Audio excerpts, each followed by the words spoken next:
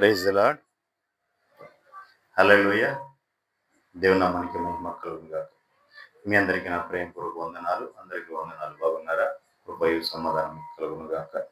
పునరుత్థాన దీవెనలు ఆశీర్వాదాలు మీకు మీ బిడ్డలకు మెండుగా కలుగునుగాక. ఆమేన్. చూడండి పిల్లరా, ఈ దిన వాక్య ధ్యానం కోసం గలతీయులకు రాసిన పత్రిక 4వ అధ్యాయం 13వ వచనం ధ్యానించుకుందాం.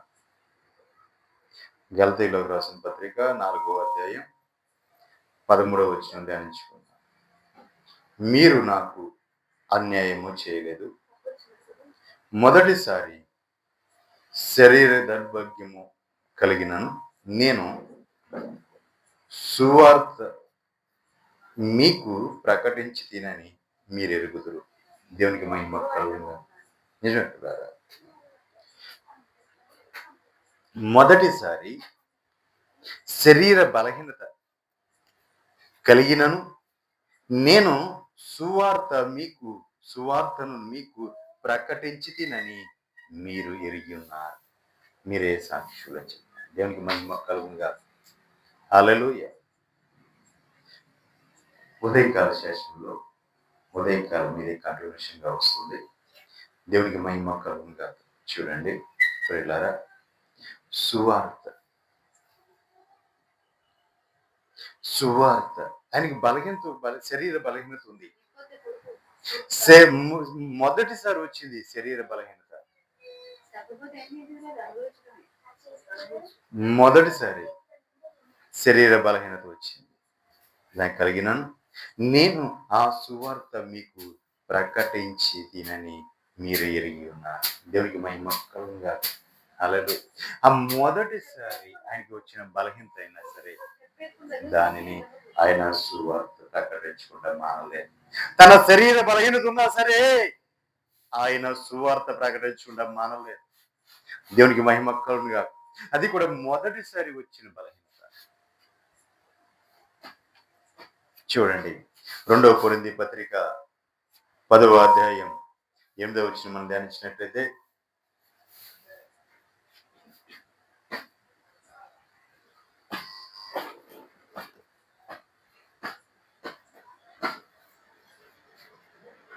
రెండవ కొరింథీ పత్రిక 10వ అధ్యాయం 8వ వచనం నుంచి చూడండి ప్రియులారా, పడద్రోయుటకు కాక మిమ్మును కట్టుటకే ప్రభువు మాకు అనుగ్రహించిన అధికారమును గూర్చి నేను ఒకవేళ కొంచెము అధికముగా ఆశ్చర్యపడితినను నేను సిగ్గుపరచబడను. దేవునికి మహిమ కలుగునుగాక.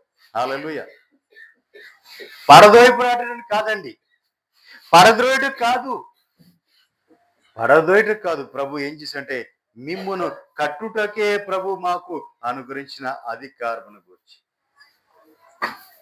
నేను ఒకవేళ కొంచెము ఎక్కువగా అతిశయించినాను, నేను కొంచెం ఎక్కువగా అతిశయించిన కట్టుటకే ప్రభు నాకు ఇచ్చిన అధికారం.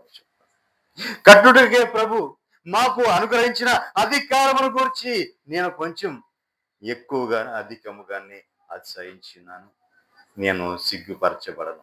దేవునికి మహిమ కలుగునుగాక. నేను సిగ్గుపరచబడను.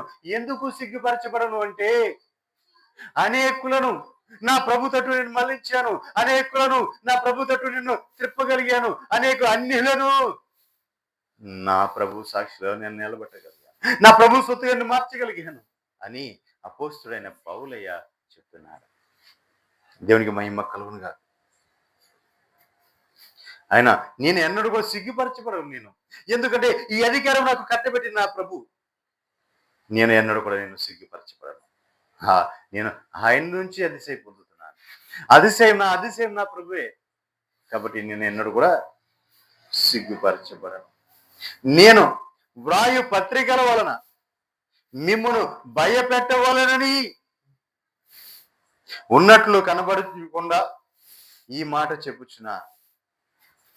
అతని పత్రికలు ఘనమైనవి బలీయమైనవి ఉన్నవి, గాని అతడు శరీర రూపమునకు బలహీనుడు. దేవునికి మహిమ కలుగునుగాక. హల్లెలూయా. అతని పత్రికలు ఎలా ఉన్నాయండి? పౌలయ్య పత్రికలు ఎలా ఉన్నాయి? పౌలయ్య పత్రికలు ఎలా ఉన్నాయంటే అవి భయపెట్టేట్టుగా లేవు.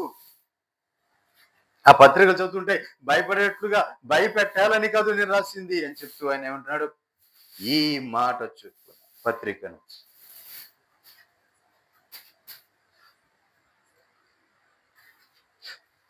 పత్రికలను మిమ్మలను భయపెట్టవలెనట్టు కాదు గాని ఈ మాట చెప్పుచున్నాను. ఏంటంటే అతని పత్రికలు ఘనమైనవి. దేవునికి మహిమ కలుగునుగాక. నిజమే ప్రియులారా. పౌలయ్య పత్రికలు చూస్తే పత్రికలున్నాయి. అపోస్తలులు రాసిన పత్రికలున్నాయి. ఈ పత్రికల్లో ఈయనదంటూ సెపరేట్ గా కనపడుతూ ఉంటది. పౌలయ్య పత్రిక వేరుగా కనపడుతుంటది. అందరి పత్రిక ఒకలాగుంటే ఈయన పత్రిక ఒకలాగుంది.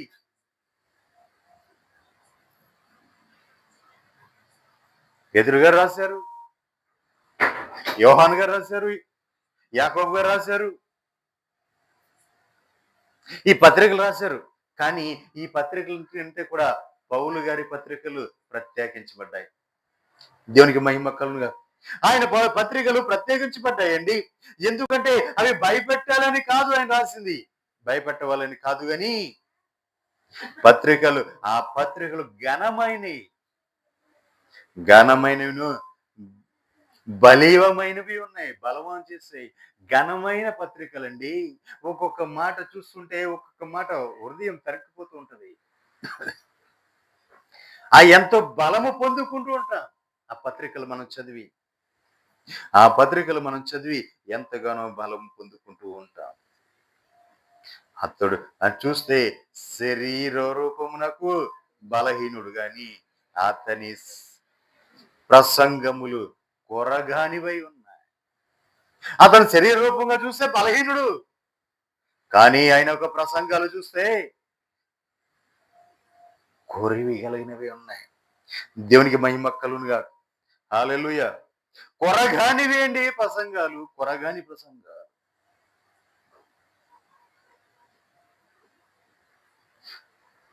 ఒకడు చెప్తుంటాడు, ఇదిగో ఆయన చూస్తే శరీర రూపం చూస్తే బలహీనుడయ్యా. పౌలు గారు శరీర రూపం చూస్తే బలహీనుడు, కానీ ఆయన ప్రసంగాలు ఉన్నాయే అవి కొరవగాని ప్రసంగాలయ్యా అని ఒకడు చెప్తా ఉంటాడు. దేవునికి మహిమ కలుగునుగాక. నిజమే. ఆయన ప్రసంగాలు చూసినా, ఆయన పత్రికలు చూసినా, ఆ పత్రికలు బలమైనవి, బలిష్టమైన పత్రికలు రాశాడు. దేవునికి మహిమ కలుగునుగాక. దేవునితో అత్యంత సాంగత్యం చేయటానికి, అత్యంత పెనవేయబట్టడానికి, అత్యంత ఆదరించబట్టడానికి, ఇది క్లిష్టకాలంలో ఏ విధంగా దేవుడు ఓదరుస్తాడు, ఏ విధంగా అసలు నువ్వు ఎలా ఉండాలి, నీ పోలిక ఎలా ఉండాలి, దేవుడు నీ నుంచి ఏం కోరుకుంటున్నాడు, ఆయన పత్రికలు ఘనమైన పత్రికలు, బలిష్టమైన పత్రికలు. ఆయన బోధలు చూస్తే కొరివిగాని. దేవునికి మహిమ కలుగునుగాక. హల్లెలూయా. కొరివిగాని పత్రికలు 11వ అధ్యాయం 11వ వచనం.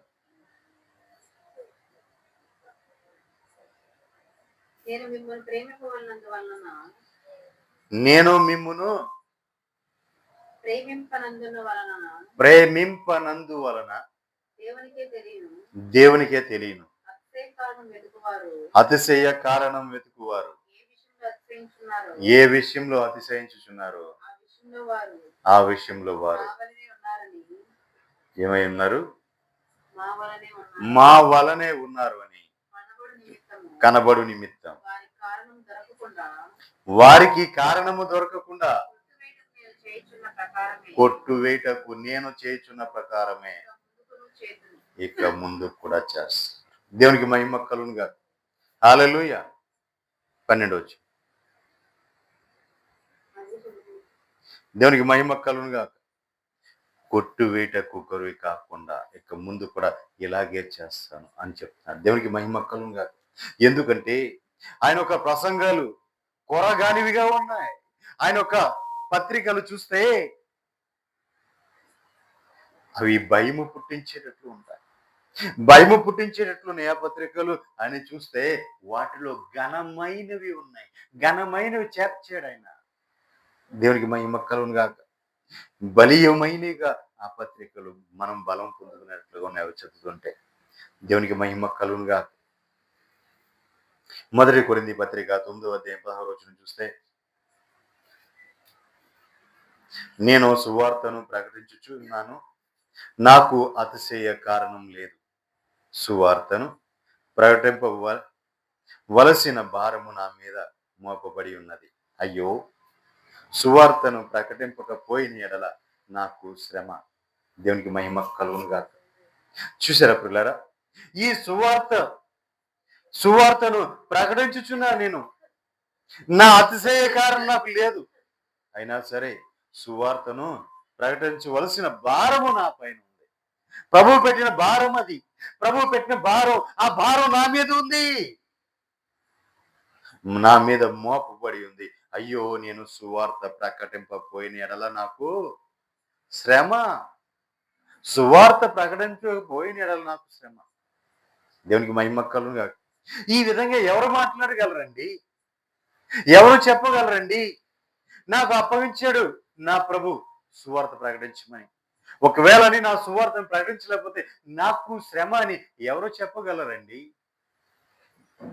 పౌలయ్య పత్రికల్లో మాత్రమే ఇలాంటి మాటలు దొరుకుతాయి. ఆయన పత్రికలో మాత్రమే ఇలాంటి మాటలు దొరుకుతాయి. దేవునికి మహిమ కలుగునుగా. హల్లెలూయా.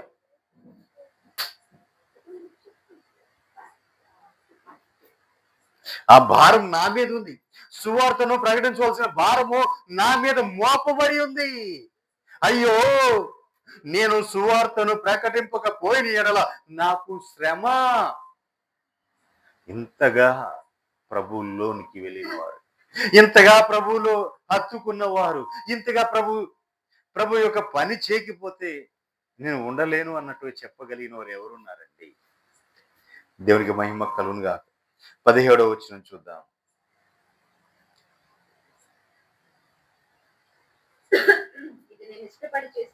చూడండి, ఇప్పుడు ఈ భారం ఉందే, ఈ బాధ్యత ఉందే, ఈ సువార్త ప్రకటించాలని ఈ భారం ఉందే, ఇది నేను ఇష్టపడి చేసిన ఎడల నాకు జీతం దొరుకుతుంది. చూడండి, ఇష్టపడి చేస్తేనేమో జీతం దొరుకుతుంది, ఇష్టపడకపోయినను గృహ నిర్వాహకత్వము ఆయనకు అప్పగింపబడి ఉంది. దేవునికి మహిమ కలుగునుగా. ఇష్టపడి చేస్తేనేమో జీతం, చేసిన దానికి జీతం ఇస్తాడు ప్రభు. కానీ ఒకవేళ ఇష్టపడకపోయినా ఆయనకు ఉన్నదేంటి? గృహ నిర్వాహకత్వం అని అధికారం కలిగిన వారు. అంటే ప్రభు అయిన యేసుక్రీస్తు యొక్క గృహ నిర్వాహకత్వపు అధికారిగా ఉన్నవారు. ఆ గృహ నిర్వాహకత్వాన్ని అపోస్తలుడైన పౌలుకు అప్పగించాడు కాబట్టి ఆ గృహ నాకు అది ఉంది. ఒకవేళ నేను ఇష్టపడి చేసినను నాకు జీతం వస్తుంది. ఒకవేళ నేను ఇష్టపడకపోయినా నా ప్రభు యొక్క గృహ నిర్వాహక అధికారము నాకుంది. దేవునికి మహిమ కలుగునుగా. హల్లెలూయా. కింద వచ్చిన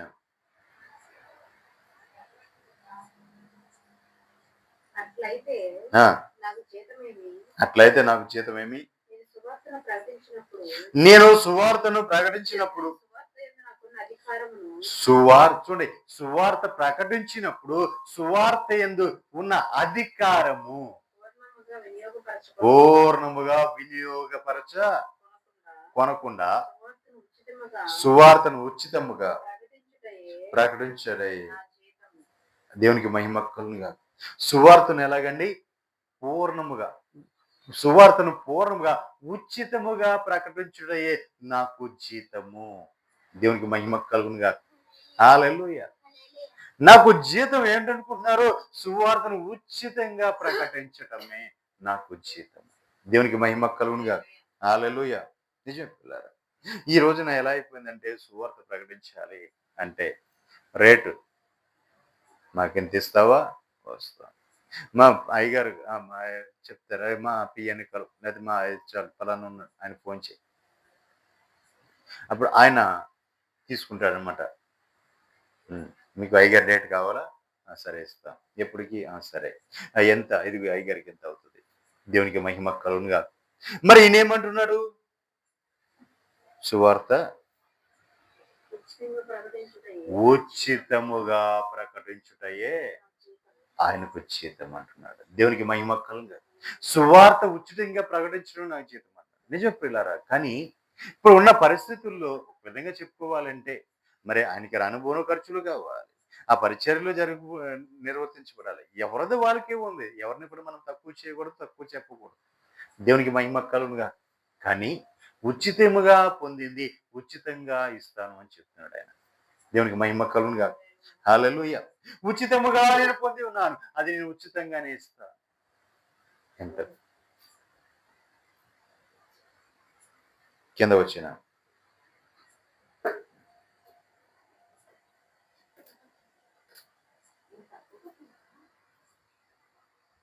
మొదటి దశలోనికి పత్రిక 2వ అధ్యాయం 3వ వచనం.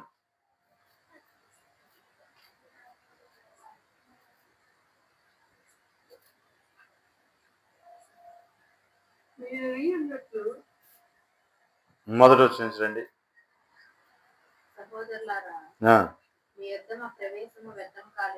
సహోదరులారా మీ యొద్ద మా ప్రవేశము వ్యర్థము కాలేదు గాని మీరు ఎరిగినట్లే మేము ఫిలిప్పీలో ముందు శ్రమపడి చూడండి, సువార్త ప్రకటించడానికి వెళ్ళి ఫిలిప్పీ దేశంలో ముందుగా శ్రమ పడ్డారు, తర్వాత అవమానం పొందారు. అక్కడ ఎంతో పోరాటముతో దేవుని సువార్తను బోధించారు. మన దేవుని యందు ధైర్యము తెచ్చుకుంటామని మీకు తెలియను.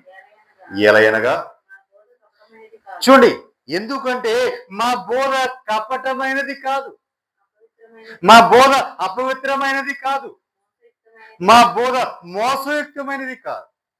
కానీ సువార్తను మాకు అప్పగించుటకు యోగ్యులమని దేవుని వలన ఎంచబడిన వారమై మనుష్యులను సంతోషపెట్టు వారము కాక మన హృదయములను పరీక్షించు దేవునికే సంతోషపెట్టు వారమై బోధించుచున్నాం. హల్లెలూయా. ఎలా ఉండాలండి ఆయన సువార్త? ఎలా ఉందండి ఆయన సువార్త? కపటమైన బోధ ఏం చెప్పట్ల, కపటంగా ఏం చెప్పట్లేదండి. కపటమైన బోధ కాదు, అపవిత్రమైన బోధ కాదు, మోసపూరితమైన బోధ కాదు. సువార్తను మాకు అప్పగించుటకు మేము యోగ్యులమని దేవుని వల్ల ఎంచబడిన వారమై మనుషులను సంతోషపెట్టు వారము కాక మన హృదయములను పరీక్షించు దేవునినే సంతోషపెట్టు వారమై బోధించుచున్నాము. దేవునికి మహిమ కలుగునుగా.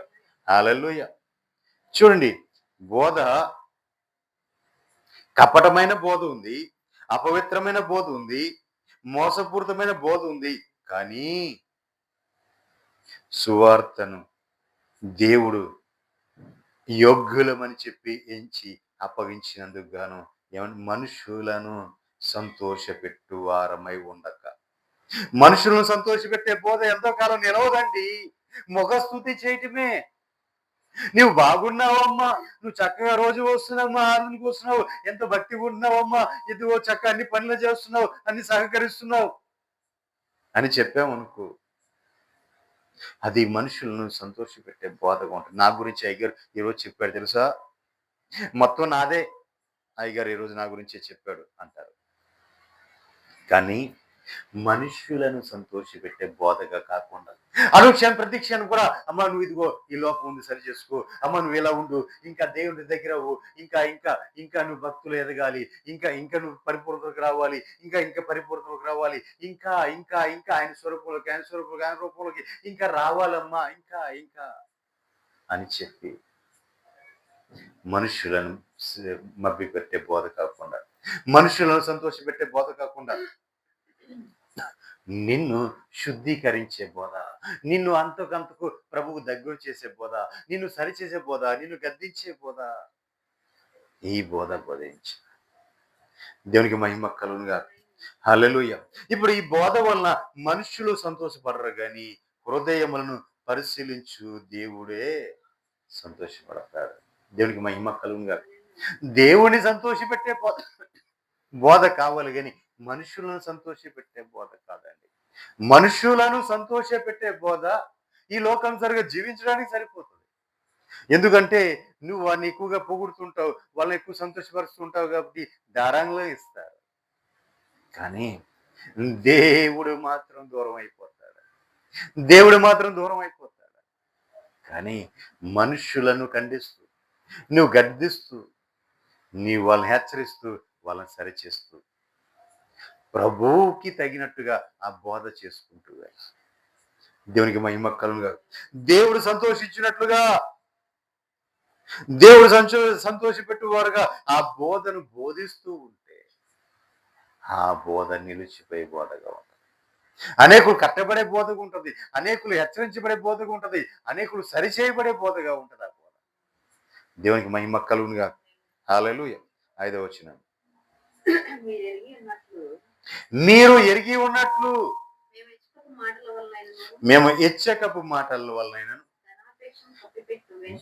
చూడండి, మీరు ఎరిగి ఉన్నట్లుగా మేము ఇచ్చకపు మాటలైనను ధనాపేక్షను కప్పిపెట్టు కొనక,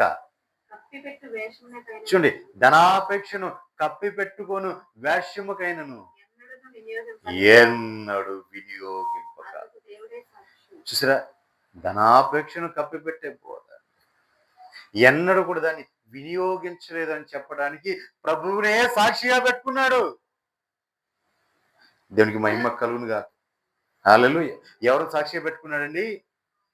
ధనాపేక్షను కప్పిపెట్టే బోధ, ధనాపేక్షను కప్పిపెట్టుకునే బోధ. ఈ బోధను బోధించుకోకుండా మేము ఉన్నామని చెప్పడానికి ప్రభువునే సాక్షి పెట్టుకున్నాడు. దేవునికి మహిమ కలుగునుగా.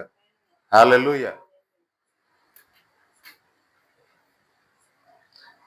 కాబట్టి మరి ఇంతగా ప్రభువులో కనెక్ట్ అయిపోయి ప్రభు వైపు అనేకులు తిప్పుతూ అనేకులు ఆయన సువార్త ప్రకటించుకుంటూ వెళ్తున్నాడు. కారణం ఏంటి అంటే, ద్వితీయోపదేశ కాండం 31వ అధ్యాయం 8వ వచనంలో ఒక మాట ఉంది. నేను ముగింపుకు వచ్చాను.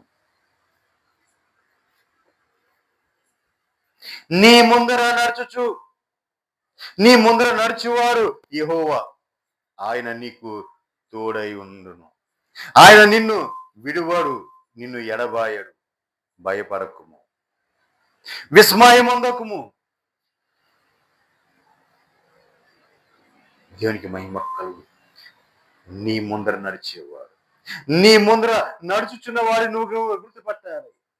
అయ్యో, నేను ఒక మార్గంలో వెళ్తున్నా, ఒక మార్గం, ఈ మార్గం సరైన మార్గమా కాదా అంటే నీకు ముందుగా నడుస్తున్న వాడే నువ్వు గుర్తుపట్టగలవు.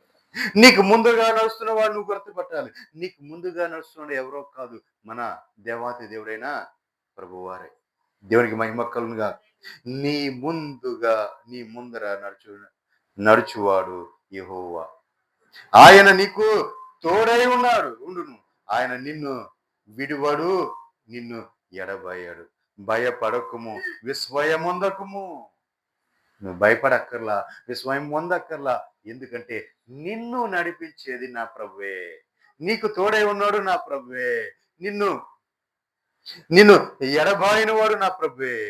దేవునికి మహిమ కలుగునుగా. కాబట్టి మరి ఇక మనకు భయం ఎందుకు? మనకు తోడై ఉన్న మన ప్రభు ఉండగా, మనకు ప్రభు మనకు తోడై ఉండగా మనకు భయం ఎందుకండి? ధారాళముగా మనం ఆయన పని చేద్దాము గాక. హల్లెలూయా. అంటే కృప పరిశుద్ధాత్మ దేవుడు మనకు అనుగ్రహించును గాక. ప్రార్థన చేసుకుందాం. అందరూ కూడా ప్రార్థన చేసుకుందాం. స్తోత్ర స్తోత్ర స్తోత్ర స్తోత్ర